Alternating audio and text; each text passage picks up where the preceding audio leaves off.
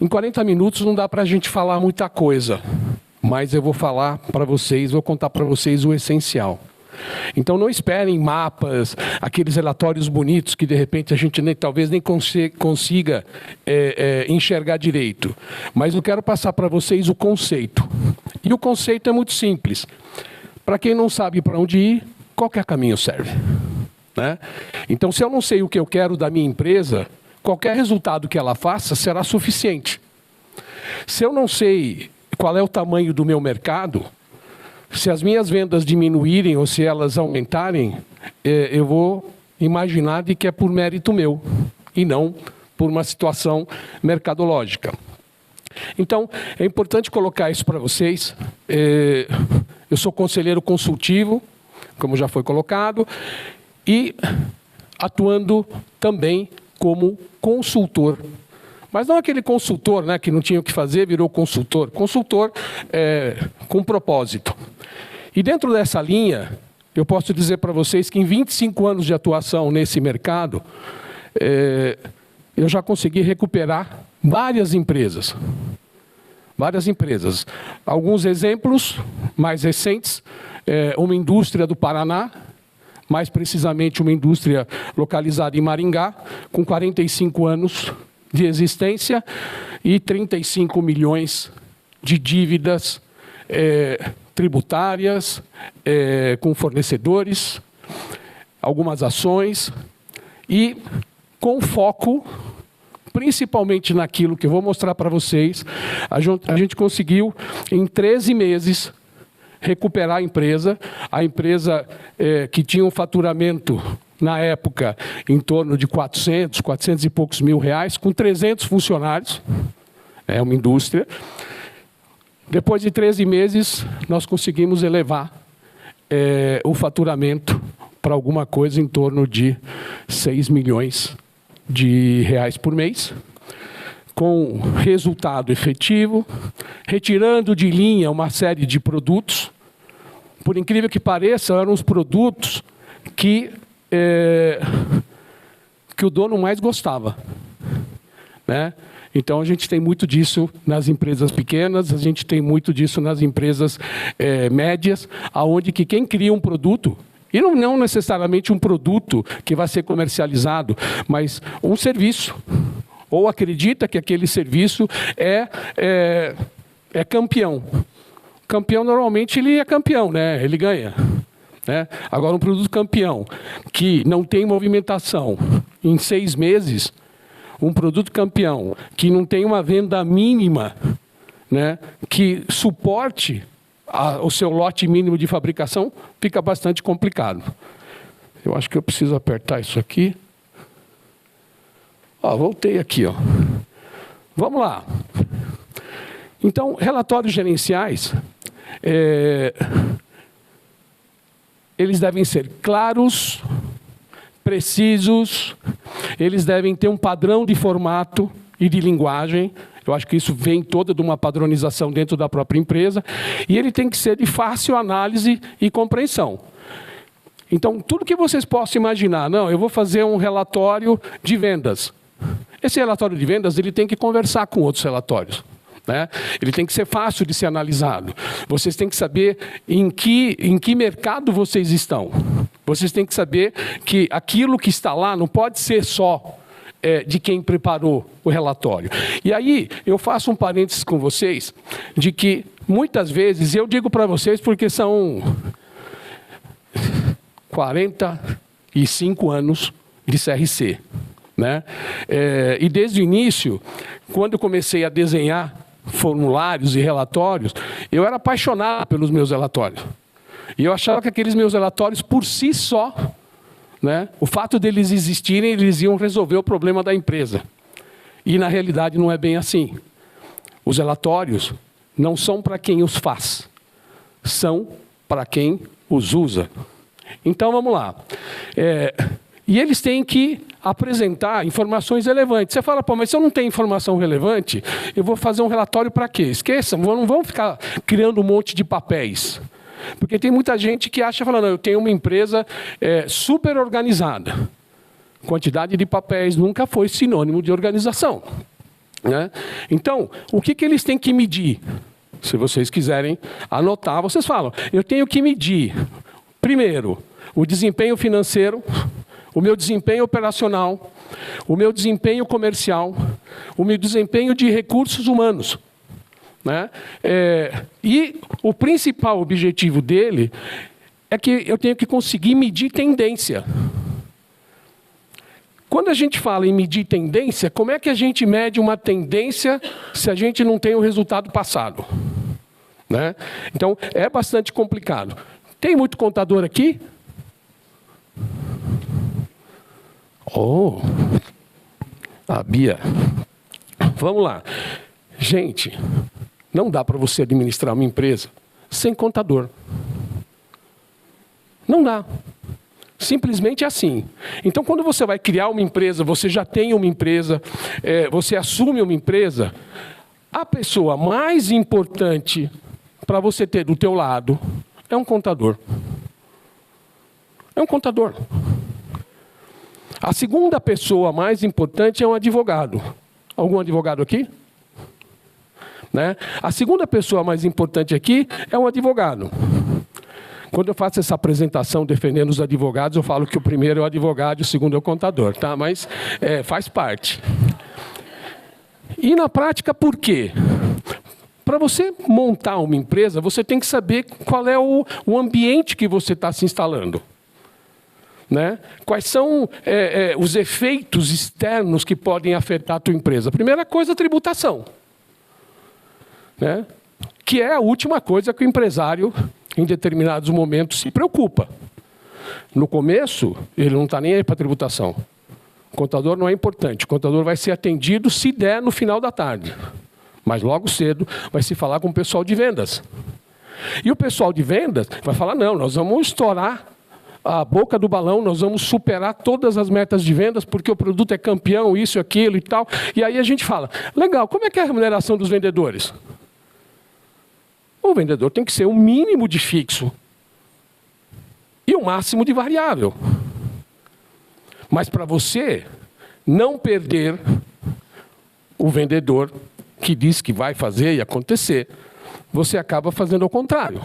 Você faz um máximo de fixo, porque quando o vendedor é vendedor, ele percebe que existe aí uma meia debilidade, o que ele faz? Não, eu quero garantir o meu fixo. Eu não sei se o seu produto vai vender ou não, eu sabe como é que é, tem uma série de custos fixos, e aí você já sai com um fixo bastante alto, um variável é alto, mas poder ser o valor que for, não vai ser alcançado, e aí a gente segue. Quais são os 6? Eu escolhi 6 relatórios para a gente falar hoje.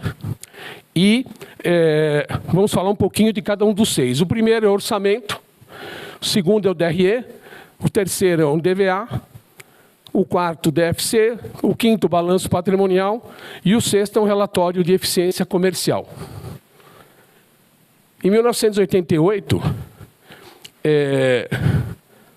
eu escrevi, de que o melhor relatório gerencial é o balanço patrimonial da empresa. E por que eu falei isso?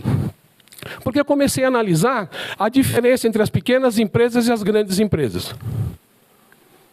Nesse meio tempo, nesses 48 anos aí que eu trabalho, 24 deles foram investidos em empresas nacionais e internacionais. Uma multinacional, ela não vai pedir um relatório gerencial para o financeiro. Né? O presidente, o diretor-presidente, ele vai pedir o balanço.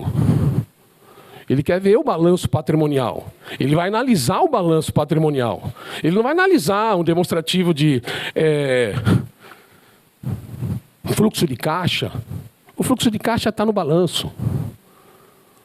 Ele vai pedir o DRE. Hoje em dia, quando a gente fala em DRE para um empresário, ele fala, mas o que é isso? Né? Não se sabe. A primeira coisa que se usa para você fazer uma avaliação de uma empresa é o DRE, que a gente chama DRE colunado. né? Mas vamos lá. Orçamento. Para quem não sabe para onde ir, qualquer caminho serve. Como é que eu sei que vai ser 2024? O que vai acontecer em 2024? Não se sabe. Ah, mas veja só. Na última palestra,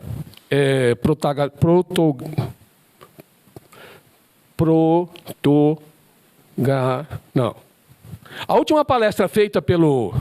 Vocês viram, né? A última palestra feita pela Associação Comercial foi em relação a KPIs, indicadores de desempenho. Muito bem. A gente tem os indicadores de desempenho, a gente sabe como é que a gente vai medir. Segundo, nós estamos falando de relatórios gerenciais. E terceiro, nós vamos falar de planejamento estratégico. Se eu não tenho orçamento, como é que eu posso fazer um planejamento estratégico? Né? Aí todo mundo fala, não, eu vou fazer o meu planejamento estratégico. E aí ele faz o orçamento. Quando você fala, então, mas você tem orçamento? Não, eu não tenho orçamento, eu tenho planejamento estratégico. E vocês vão ver no outro evento o que a gente faz em planejamento estratégico. Mas hoje nós vamos falar de orçamento. Esse orçamento empresarial, tá, é uma coisa importantíssima. Você tem aí receita, menos os teus custos diretos, você tem o teu lucro bruto, menos os impostos incidentes, depois você vem menos as suas despesas comerciais, o teu custo comercial. Menos o teu custo comercial é a contribuição de vendas, a contribuição comercial. Para você ver qual é o índice de contribuição de cada uma das áreas. Qual é o lucro bruto do meu, qual é a minha margem de produto? Você vai ver pelo teu DRE. O DRE colunado passa a ser orçamento.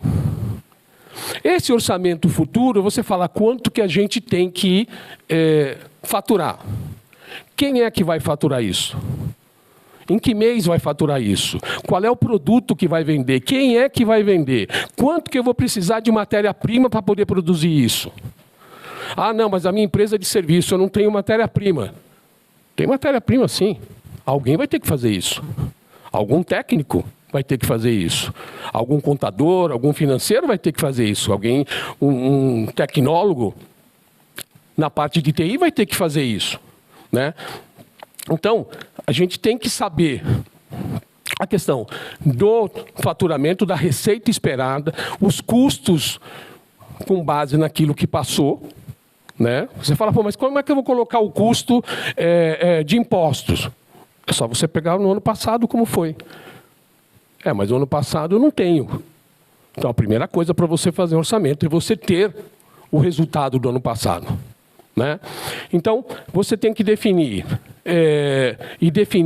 as metas e os recursos necessários para você poder fazer aquilo que você vai fazer. Esse processo de orçamentação, ele é um processo que a gente fala de vai e vem. Né? Por quê? Se a gente parte do princípio de que se eu fizer as mesmas coisas que eu fiz no ano passado, vender os mesmos produtos aos mesmos preços para os mesmos clientes nos mesmos meses e mantiver todos os funcionários e toda a minha estrutura de custos, concorda que o resultado vai ser igual? E aí a gente sempre fala, se eu fizer aquilo que eu sempre fiz, eu vou ter o resultado que eu sempre tive. Eu posso ter gostado, ou normalmente a gente não gosta. Então eu tenho que fazer alguma coisa diferente. Esse processo de orçamentação de vai e vem também é chamado em inglês de stretch target. Stretch de elástico, então vamos esticar ao máximo. Vamos descobrir qual é a capacidade operacional instalada que a gente tem, seja de serviço, seja de produção, seja do que for. Né? Porque, de repente, eu tenho uma estrutura para poder vender 100, eu só estou vendendo 50. E eu estou feliz com 50. O que eu tenho que fazer? Eu tenho que diminuir a estrutura. Quando você vai num processo de orçamentação, de orçamento, tá? E não adianta eu pesquisar na internet para vocês e trazer aqui uma foto de um relatório de orçamento, porque vocês vão conseguir fazer isso melhor do que eu. E uma outra coisa importante também é assim, o que funciona numa empresa não funciona na outra. O que serve para uma construção civil não vai servir para uma indústria alimentícia. O que serve numa indústria alimentícia não vai servir numa indústria química. A estrutura é igual, que é exatamente essa que eu falei para vocês. Receita, menos devolução de vendas, menos impostos incidentes, igual receita líquida, menos o custo da mercadoria vendida ou dos serviços prestados, a gente vai ter o lucro bruto, menos as despesas comerciais pela ordem, porque primeiro eu produzo, depois eu vendo. Ah, não, mas eu primeiro vendo, depois produzo. Tudo bem, no orçamento é igual. Quanto que eu gastei para vender isso? Ah, não, gastei 15% do total do que eu vendi. Portanto, a tua contribuição de vendas é a tua receita, menos os custos de matéria-prima, dos serviços que você entregou, menos o que você gastou para vender, aquilo é contribuição de vendas. Aí você fala, para que eu uso isso? Você usa isso para você cobrar o teu gerente de vendas, o pessoal da equipe comercial. Então fala, olha pessoal, vocês têm que me entregar esse número. Não, esse número eu não consigo, porque eu vou precisar de mais 2 vendedores. Não tem importância, vamos colocar o custo de mais 2 vendedores. Vamos lá. Aí depois você tem o quê? O custo de marketing. Não o marketing direto de venda, senão o marketing estratégico, o marketing institucional. Legal. Quanto que a gente vai gastar com marketing? 5%? Legal. Quanto que me sobra dessa contribuição antes de eu começar a pagar as minhas despesas administrativas, financeiras, aquela coisa toda? A gente vai medindo isso de cima para baixo. Dependendo de indústria para indústria, de empresa para empresa, você pode ter isso invertido. Né? Você pode colocar vendas em cima, você pode colocar marketing embaixo, você pode inverter, só que a gente tem que saber, pelo orçamento, quem é que vai entregar cada uma das linhas. DRE. Como é que eu posso dirigir uma empresa se eu não sei de onde vem o dinheiro e para onde ele vai? Muitas vezes acontece. Muitas vezes acontece. Aliás, acontece quase todo o tempo. O empresário ele só sabe que está entrando dinheiro, ele senta em cima do caixa e vamos que vamos. Um DRE bem feito e detalhado, ele é o painel de instrumento de um avião. Vocês já viram uma cabine de avião que tem aquele monte de reloginho? Esse é o DRE.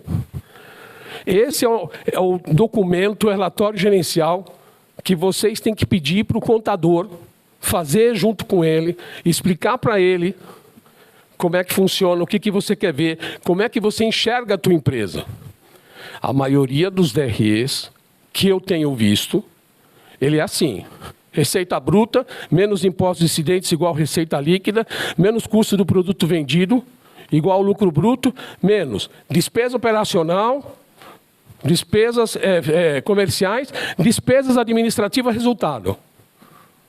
Vocês conseguem enxergar a empresa? Vocês conseguem saber o que vocês têm que apertar? Qual é o botão que vocês têm que apertar? Qual é o reloginho que não está mexendo? Não. Então, é importante que o DRE seja discutido com o contador de vocês. DVA. Esse DVA aqui é um relatório que vocês, os contadores conhecem, alguns advogados também, mas a maioria do empresário não conhece. É um relatório relativamente novo no Brasil, apesar que muito utilizado lá fora, principalmente nos Estados Unidos e na Europa, que é o valor adicionado. Demonstrativo do valor adicionado. Como é que funciona esse demonstrativo do valor adicionado? Em cima do DRE, você tem uma análise, esse relatório começa a separar o que você pagou para banco, o que você pagou para fornecedor, o que você pagou para funcionário e o que você pagou de impostos.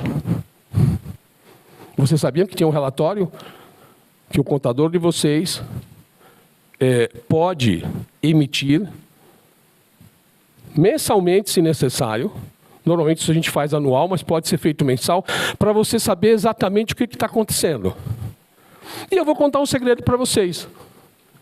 Quando vocês começam a fazer o DVA, quando vocês pedem para que seja feito o DVA, vocês começam a perceber que o governo leva 35%, em média, de toda a riqueza, de todo o valor que você cria na empresa. Os bancos, de uma forma direta ou indireta, eles acabam levando uns 10%. Portanto, você fala, pô, como é que os bancos ganham tanto dinheiro? Eles ganham 10% de toda a riqueza criada por todas as empresas. Ah, mas tem uns que devem muito mais do que isso. Sim, mas tem outros que devem menos. Aí você fala funcionário. Nós temos políticas de recursos humanos importantíssimas. Nós temos políticas, porque aqui, pessoal, recurso humano é importante em qualquer negócio. Quem compra é gente, quem vende é gente, quem usa é gente. Se a gente não entender de gente, a gente não entende de nada. Mas nós temos que saber quanto representa o meu gasto com a parte de pessoal. Aí você fala, bom, tudo bem, vamos lá. 25%, algumas empresas, até 40%. O que sobrou? Não, sobrou o fornecedor. Porque quando eu compro matéria-prima, ou quando contrato serviço, ou contrato uma empresa que vai me prestar serviços de um ERP, de internet, do que seja, eu tenho que pagar. Quando eu coloco isso, dependendo do tipo de indústria, dependendo do tipo de negócio em que a gente está, isso pode chegar até 30%. Aí você fala, Humberto, mas a coisa não fecha, porque foi 35, mais 40, mais 30... Gente, muitas vezes não fecha. E esse DVA, ele é tão importante porque você pode ficar super triste, né? Ou super pé da vida também. Porque você vai descobrir de tudo aquilo que eu faço, eu tenho o meu risco como empresário, eu tenho as garantias que eu tenho que dar para conseguir empréstimos, financiamentos e tudo mais, eu tenho o risco trabalhista, eu tenho o risco de não conseguir pagar uma conta e ser protestado e ser executado, e eu fico com 5% de tudo aquilo que eu crio. Não está legal. Os funcionários levam 30%. O governo sem fazer nada, que é o grande sócio. Né? É o grande sócio, ele não faz absolutamente nada. E que, na realidade, também fica com mais de 30%. Não sobrou nada para mim, eu não quero mais brincar disso. E aí é o que eu falo para vocês, empreender não é simplesmente você falar, tive uma ideia. Empreender é ter a real noção do ambiente em que eu vou estar me desenvolvendo. Todo mundo já brincou de banco imobiliário? Sabe como funciona? Primeira coisa que a gente faz quando a gente vai jogar banco imobiliário, a gente abre a caixinha, distribui as cores, que todo mundo quer as cores, vê como é que estão os dados, e um dos participantes pega no verso da tampa e está lá, regulamento. Como é que funciona? No Brasil, em qualquer país é assim. Você quer empreender? Pega o regulamento. Como é que funciona? Olha, você tem 3 tipos tributários. Você tem o simples, você tem o lucro presumido, você tem o lucro real. Qual que você quer? Não, eu quero isso aqui. Muito bem. Você tem impostos municipais, você tem impostos estaduais, você tem impostos federais. Não dá para escolher. Você tem uma sopa de letrinha de CNAE, CFOP, NCM e uma série de outras coisas que você fala, bom, como é que eu faço? E aí você decide se você quer brincar de empresário ou não. Se você quer jogar o banco imobiliário ou não. Ninguém é obrigado. Ninguém é obrigado. Aí o pessoal critica o governo. Não, mas os impostos são muito altos. Mas ele já era alto antes de você decidir ser empresário. Então você entrou. Mas eu não sabia. Tudo bem. A gente não pode mudar o passado. A gente pode mudar só o presente para poder mudar o futuro. Então, essa é a importância. Você fala, não, mas eu queria ver como é que é um formulário. Gente, volto a repetir. Digita DVA e na internet vai te dar um monte. Terceiro, que isso é uma coisa importante também. DFC, demonstrativo de fluxo de caixa. Pô, mas para que serve isso? Eu sempre uso um caso, aqui de Alphaville mesmo, onde era um salão de beleza. Prestação de serviço, normal, muito digna, muito rentável, diga-se de passagem, mas onde nós encontramos as maiores aberrações administrativas, financeiras, contábeis, jurídicas que a gente possa ter. E o cara trocava de carro. Estava sempre bem vestido, estava com o relógio. Eu falei, porra, meu negócio dá dinheiro. Ele falou para mim, olha, se dá dinheiro eu não sei. Eu só sei que tem dinheiro no caixa e eu faço a minha gestão por caixa. Eu falei, pô, legal. Mas como é que você descobriu? Não, eu estava lendo uma revista americana e na revista americana estava escrito que a gente tem que fazer a gestão por caixa. O caixa é o coração da empresa e então eu faço a gestão por caixa. Eu falei, pô, legal. E aí? Ele falou, olha, tem dinheiro no caixa, eu uso. Se não tem dinheiro no caixa, paciência. Mas eu falei, mas você devolve? Não, não devolvo.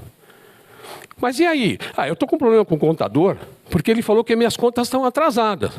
Mas ele está errado, porque como é que minhas contas podem estar atrasadas se eu tenho dinheiro no bolso, todo dia eu tenho dinheiro, estou reformando a minha casa. O cara está maluco, ele está dizendo que eu estou devendo dinheiro.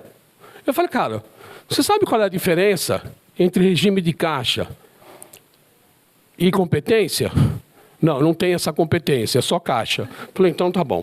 Então, o demonstrativo de fluxo de caixa é assim, a gente não pode utilizar o dinheiro gerado pela atividade empresarial sem saber se eu vou precisar dele lá na frente. Então, quando a gente tem uma operação que você tem entrada de dinheiro todo dia, você tem que usar a técnica da padaria. Como é que é a técnica da padaria? Você tem um monte de saquinho onde você escreve aluguel, folha de pagamento, né, conta de luz, condomínio. E à medida que você vai recebendo o dinheiro, você vai colocando nos envelopinhos.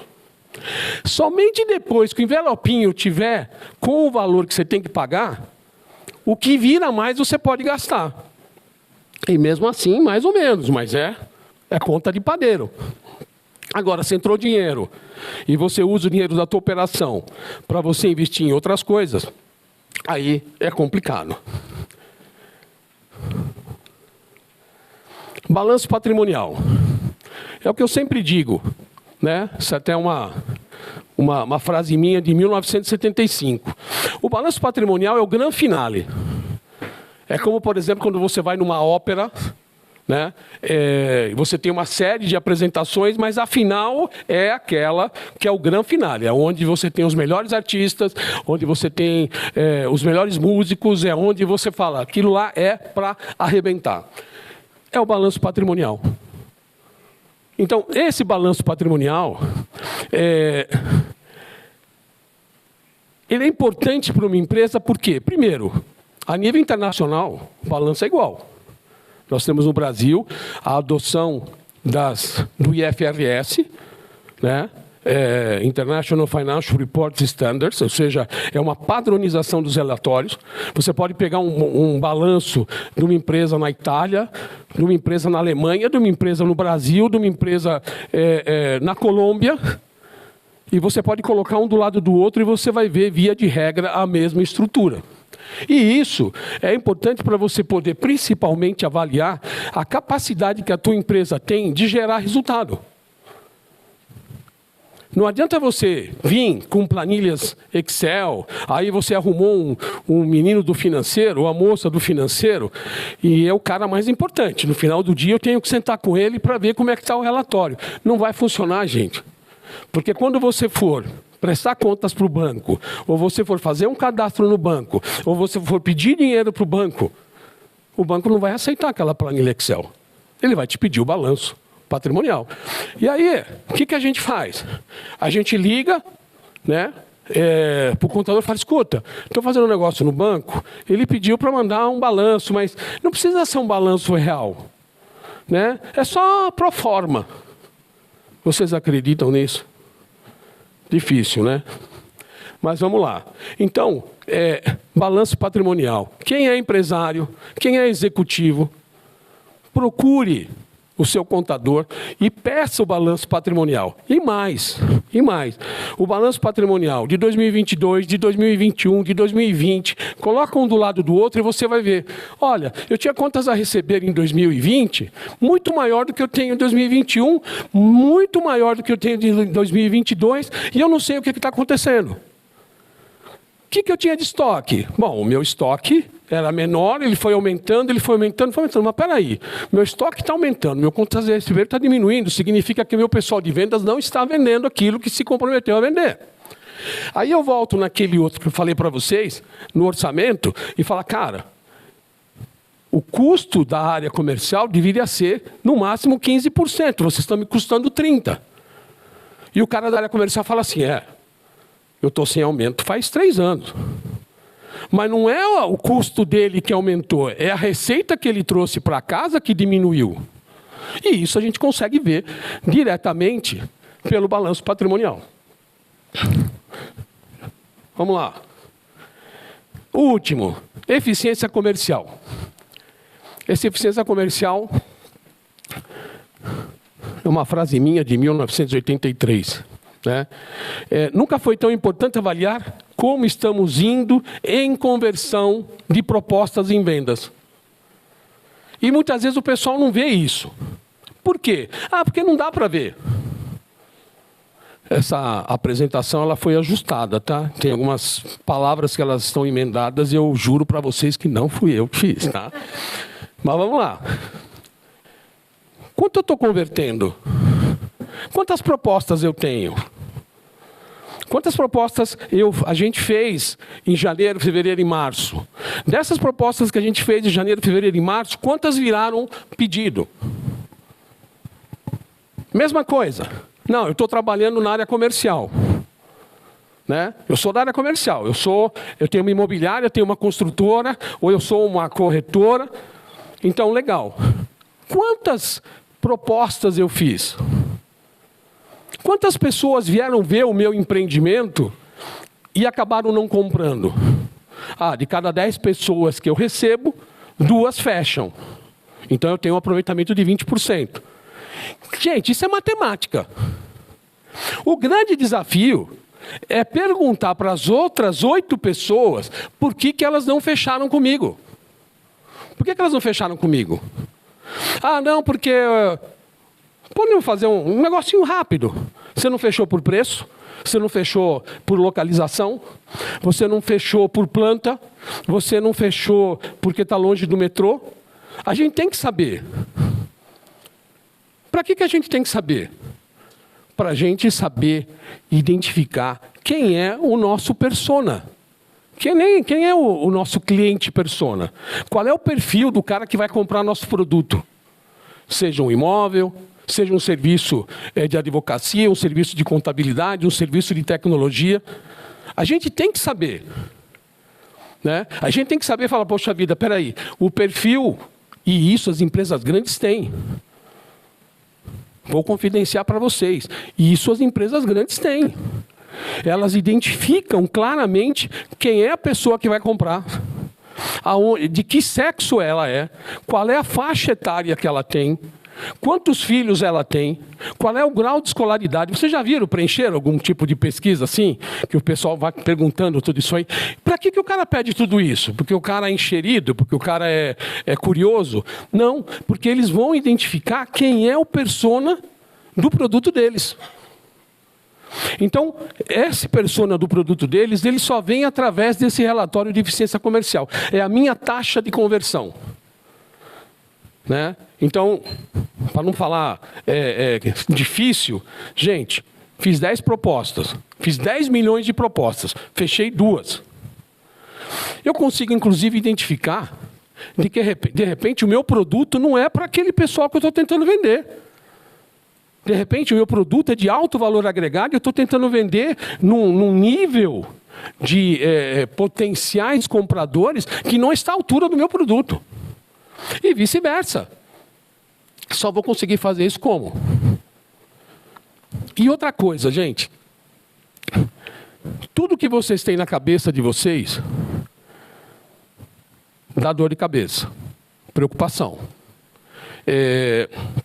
exaustão, depressão, tudo com. Né?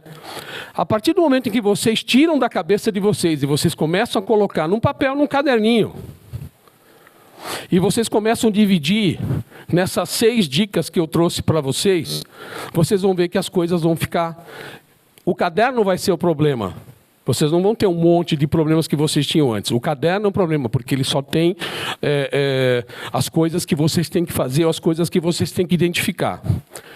E aí eu digo uma coisa para vocês, fechando o nosso bate-papo. Tirem da cabeça de vocês a palavra, tirem do vocabulário a palavra problema. O nosso cérebro tem poder. Nossas palavras, mais ainda.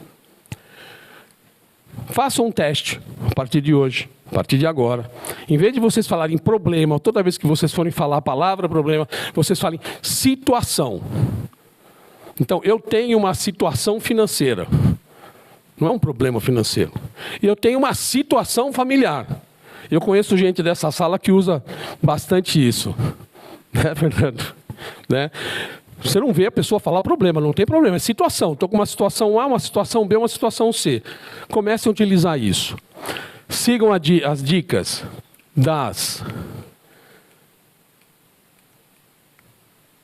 dos 6 relatórios gerenciais mais importantes. Me procurem se precisarem. Então, eu posso dar algumas dicas específicas para cada tipo de indústria. E vocês têm aqui o ideal, a lista ideal de relatórios gerenciais para vocês poderem administrar. Ah, mas eu precisava de ter um relatório de estoque. Se você é uma indústria, se você tem uma construtora, se você é uma imobiliária, sim. Mas se você é uma empresa de serviços jurídicos, você não tem estoque. Se você é uma empresa de serviços contábeis, você não tem estoque. Se você é uma empresa de tecnologia, você não tem estoque, a menos que você venda computadores ou hardwares, coisas assim. Então, esses são os 6. Fica aí a dica. E muito obrigado. O meu contato está aí no QR Code. E até a próxima palestra desenvolvida pela ACIB, especialmente para vocês. Muito obrigado. O que Humberto trouxe hoje foi uma clareza para o empresário do que é uma construção para entender os cenários da empresa, né? Então, quando você traz um relatório gerencial de DRE, de balanço, qual é a situação que a empresa está, traz uma clareza de tomada de decisão. E aí, isso para o empresário hoje é essencial. No cenário que a gente vive hoje, com a economia que a gente está hoje, se a gente não sabe os números da nossa empresa, que tipo de decisão a gente está tomando como empresário, né? Então, eu achei de suma importância, eu acho que toda empresa tem que ter, sim, esses relatórios. Eu acho uma ação extremamente importante, que eu acho que amplia os meus conhecimentos a partir das informações que a associação traz, né? Então, acho que ela traz um cenário que muitas vezes, por estar imerso na operação da empresa, eu não enxergo. Então ela traz informações extremamente relevantes e importantes para o meu dia a dia, coisas que às vezes eu não conheço ou não estou preocupado e passa a fazer parte do meu radar, mas de uma forma prática, né, direta e prática. O objetivo de hoje foi dar uma visão bastante genérica de quais são os 6 relatórios mais importantes para que ele possa gerenciar a sua empresa.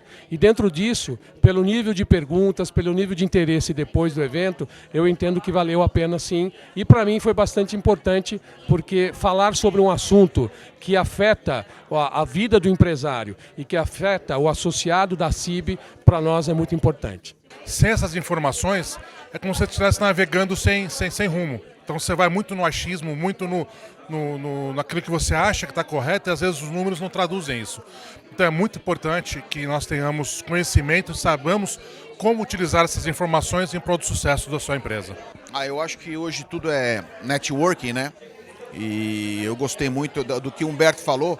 Tem coisas que eu, por exemplo, eu acho que eu já quase entrei numa dessa aí de abrir uma empresa e chegar, olhar, gostar e eu ia alugar, mas eu olhei e falei quanto que é o custo e eu não fiz isso. Então a gente brasileiro, nós somos muito criativos e acho que tudo vai dar certo, né? Então acho que é impossível, brasileiro é impossível, E eu gostei da palestra, achei bem legal.